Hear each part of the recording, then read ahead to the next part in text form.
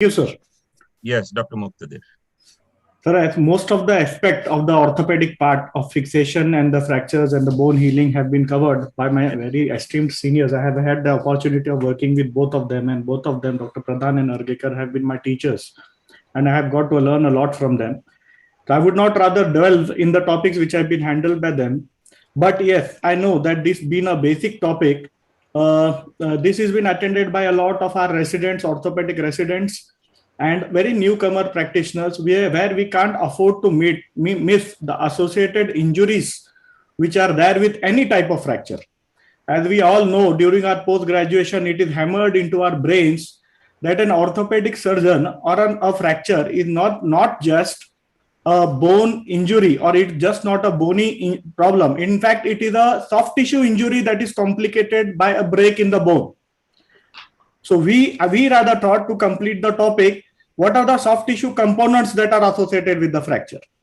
So apart from getting good results with good fixation, good healing, good union, what we need to address are the vascular, the neurological, the soft tissue coverage aspects of this. And I am going to wind up this lecture series by finishing off with covering in short this part, because most of these cases, when we get to handle, and in busy centers, in medical colleges, especially if the treating surgeon is new, they tend to somehow in their zeal to treat the bone, that somehow these are missed, and they can land up with ghastly complications which we cannot afford to handle them at a later date.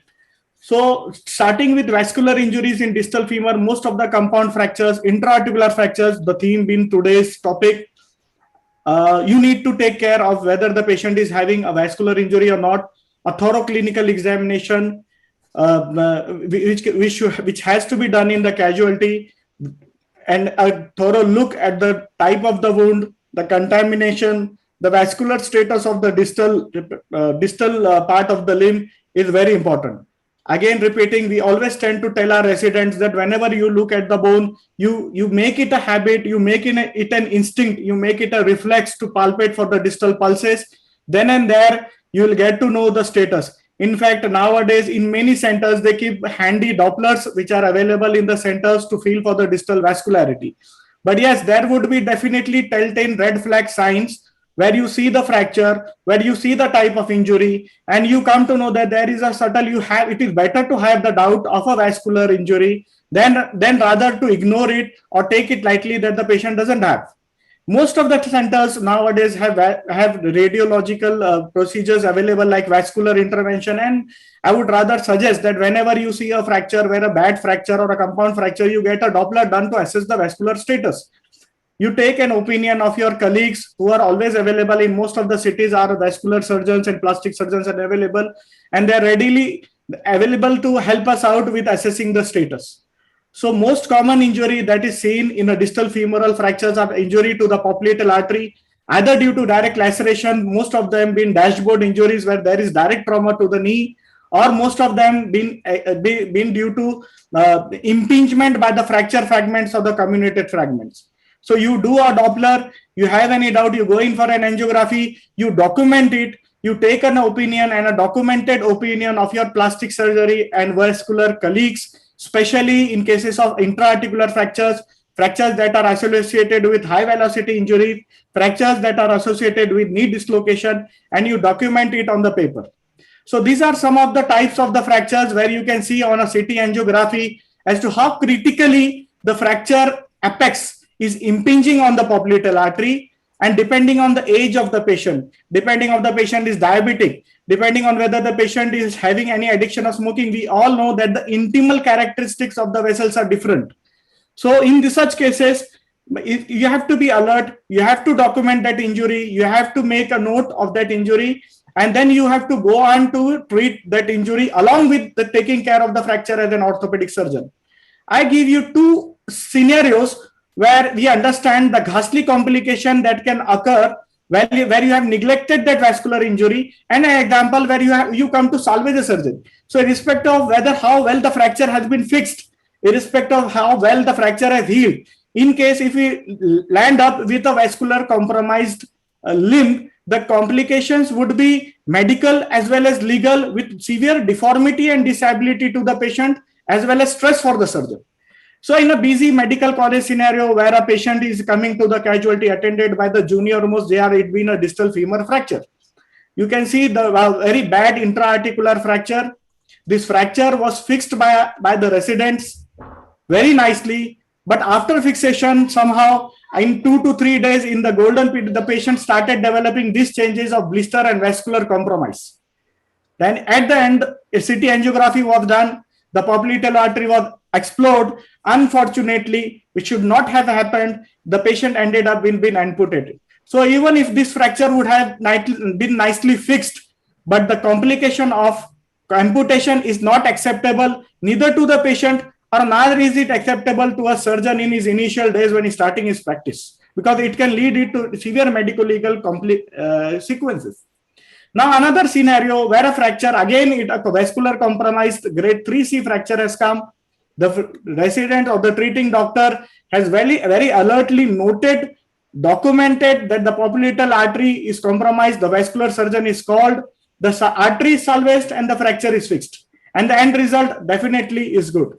So these two differences, again, to hammer in the minds of all the residents, delegates that are attending, that along with any fracture when you see, please do document the vascular status of the patient. Please do keep it in mind that the patient should have a documented vascular examination done. Any doubt, do a Doppler and do an angiography and take help of your colleagues.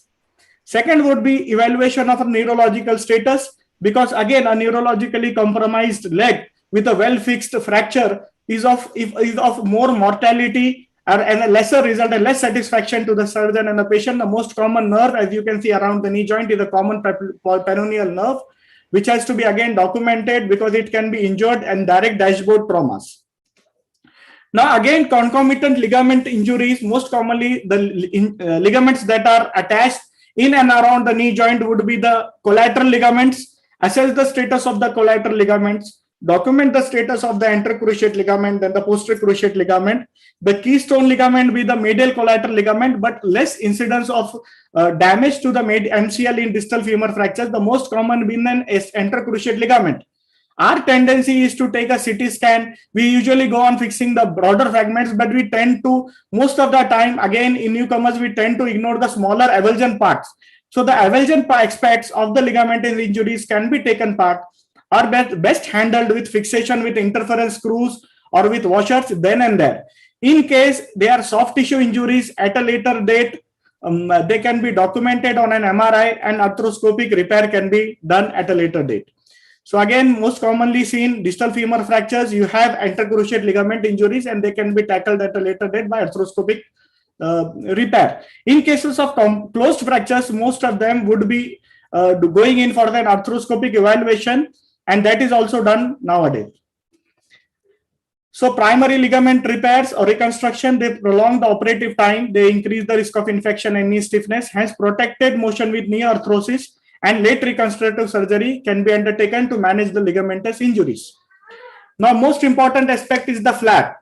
So even if it is a well-fixed knee and implant, you need to cover the implant because the implant cannot be exposed to the outside due to the risk of infection. Then there are most of the distal femur fractures, if they are compound comminuted, they have some extent of soft tissue compromise. And when you have a primary repair with a skin loss, in that case, you would again want your plastic surgery colleagues to come down either to primarily do a flap in clean wounds or at a later date in case the wound is contaminated and you are going for a damage control orthopedics where you are doing external fixators, the plastic surgery colleagues can come down and do different types of flaps. Again, this topic covers a rough idea, or it gives a rough idea of different flaps that are available to cover in and around the knee. This is a basic simple algorithm which shows in general about lower limb defects where there are simple defects which can be covered with dermal substitutes, secondary closure, use of vacuum assisted devices, primary closure and secondary intention. Where there are more complex defects which are usually associated with bone loss, soft tissue loss, muscle loss, skin loss. There are newer trends, newer types of flaps, and I will be showing in short about the different types of flaps that are available. So this is a general idea about the flaps that are available, but as you can see in and around the thigh and the knee, there is something called as gastrocnemius flap and a local propeller flap.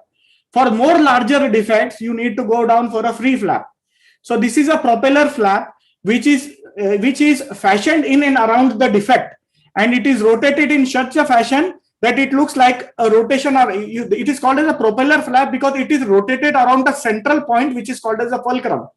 So if the plastic surgeon is good, or in fact many residents, they take training under plastic surgery, these simple flaps can be done, and an adequate soft tissue coverage can be done to take care to prevent infection and to give a soft tissue coverage to the bone as well as the implant in cases of compound fractures. Now there are different types of perforator flaps. Their advantages being there are potential donor sites. There it is often possible to incorporate muscle, fat, and bone into the flap design. It can preserve muscle function. Minimum donor site morbidity is there. Reduced post-op recovery is there. But the disadvantage is takes a lot of time. Tedious pedicle dissection is there. And at the same time, there is increased risk of fat necrosis and myocutaneous flap necrosis.